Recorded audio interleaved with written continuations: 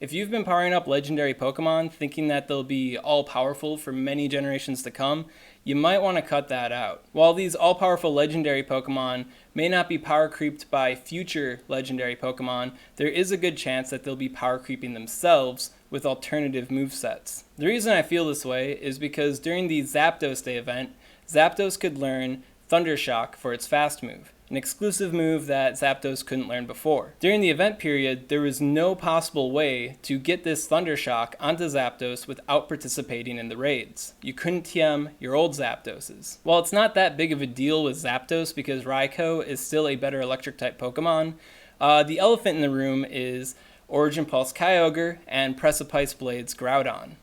Origin Pulse is exactly like Hydro Pump, except way better. And Precipice Blades is exactly like Earthquake, but way freaking better. When these moves come out, it is very likely that they'll be exclusive event moves and you won't be able to TM them on your old Groudon or your old Kyogre, which suggests that any Stardust that you put into these Pokemon may be squandered because there is now a better iteration of them out there. Aside from these two Pokemon, there's also Psystrike on Mewtwo, Aeroblast on Lugia, Sacred Fire on Ho-Oh, Sacred Fire on Entei, Dragon Ascent on Rayquaza, Luster Purge on Latios. The list goes on quite a bit. Just about every legendary Pokemon could benefit from a move pool change or an exclusive special move of their own being added to them. Now, this isn't the end of the world, and I'm not telling you that you shouldn't power up these Pokemon. It's just something you should be mindful of. For example, many of these Pokemon have alternative movesets that aren't specific to their type that they still excel in. The best example of this is Mewtwo, who has Shadow Ball. Shadow Ball Mewtwo is currently its best set and allows Mewtwo to fight Ghost-type Pokemon and Psychic-type Pokemon as so long as Mewtwo's not getting hit super effectively by them. So if there were to become a Psystrike Mewtwo, and that Psystrike Mewtwo moveset is better than Mewtwo's current Psychic moveset, then you could convert those Mewtwo's into Shadow Ball Mewtwo's. Additionally, Focus Blast Mewtwo is one of the best Blissey counters, if not the best Blissey counter in the game.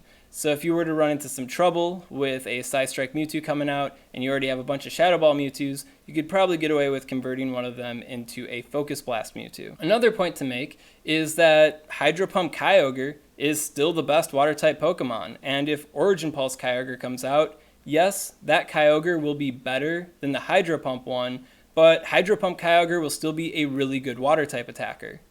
The Pokemon will still be good at what they do, better than just about every other Pokemon at what they do. This new iteration of them will just be slightly better. So it's not the end of the world that there's a better iteration out there. Now, what I'm recommending here isn't to just not power up your Pokemon at all, period. It's to just be mindful about your spending. If you're powering up these legendary Pokemon for no real reason at this given moment in time, other than that they are good long-term investments, then you might want to hold off on that.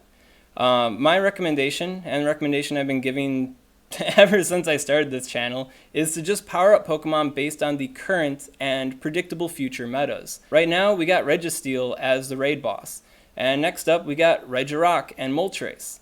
Power up Pokemon that are good against them.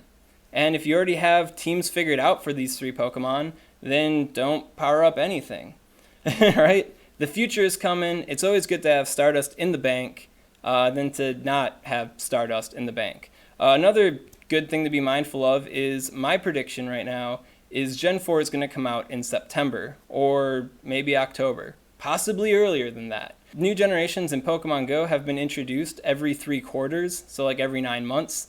Generation 3 was added in the winter, so it stands to reason that Generation 4 would come in the fall. And we've also had teasers for it already. So, right? Do you want to be the guy with no Stardust for Gen 4? Or do you want to be the guy with Stardust for Gen 4? Now, if you're sitting there and you're like, Ryan Swag, what do I do with all this rare candy I got piling up then? Where do I go with my rare candy? Well, you can still put rare candy in these legendary Pokemon. If they get power creeped by themselves, it's still the same Pokemon.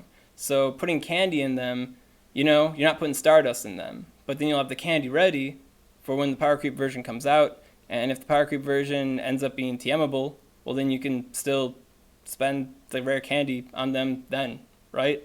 So yeah, using them as a candy sink, still a good idea, but a Stardust sink shouldn't exist in Pokemon Go. If you're thinking about a Stardust sink, put a plug on your Stardust sink and save that Stardust. The meta could really change at any given point in time. If held items are introduced, abilities, PvP even, it could completely change how we currently value Pokemon in Pokemon Go, change up which Pokemon are good, and your investments, might be squandered that way already. So having more Stardust in the bank is always the best idea. I just want to clarify, I'm not telling people to not power things up. I'm not telling you to not live your life and have a good time. I'm just saying be mindful of the fact that there is power creep. And if you do often want to have the best counters to the current raid bosses, then holding off on powering up things that you don't need to use right now, probably a good idea. My personal views when it comes to power creep is that power creep is fine. I mean, as a player, I would love to have my best water-type Pokemon of all time continue to be the best water-type Pokemon until the end of time, but I also understand that for this game to remain interesting, something is going to have to replace it eventually, and I'm going to have to power up the new thing. And understanding from the business side on Niantic, they definitely want some incentive for people to play the game, catch the new Pokemon, and power up the new Pokemon. I mean, very obviously. Other mobile app games also have this similar kind of power creep. I'm very invested into Fire Emblem Heroes, and the best Axe-type user in the game, ever since the game came out, has been Hector. Well, somewhere down the line, there was a Valentine's Day event, and Intelligent Systems introduced Valentine's Day Hector, which was similar to Hector in just about every single way, except it had better stats, and it had this new unique weapon called the Berserk Armans, which was better than OG Hector's basic Armans, right? So there's some power creep there from the same exact type of unit.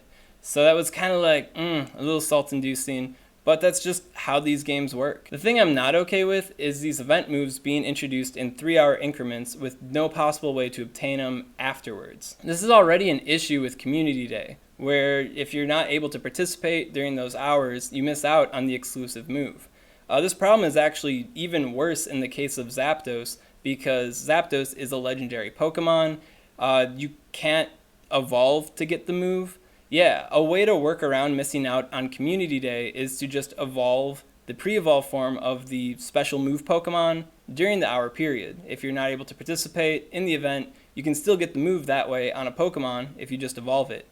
That's how I got Blastburn Charizards during the Charmander Community Day while I was at my cousin's wedding. With Zapdos and all these other legendary Pokemon, if it's a 3-hour period event, if you miss out, you just completely miss out, and I think that's super lame.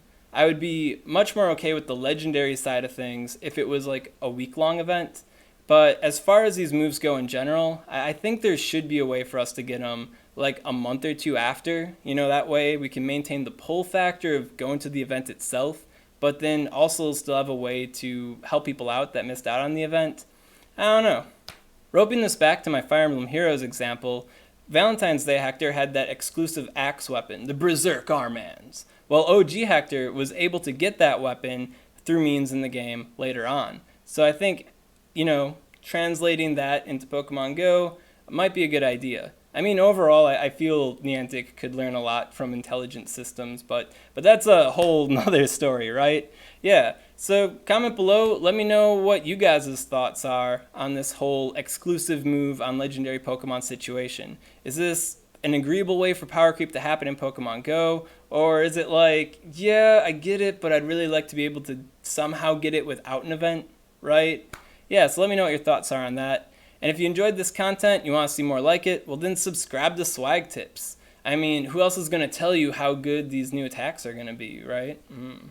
I mean, other people will, but I'm also one of them. Anyway, thanks for watching, guys. Take it easy. Watch out for that power creep.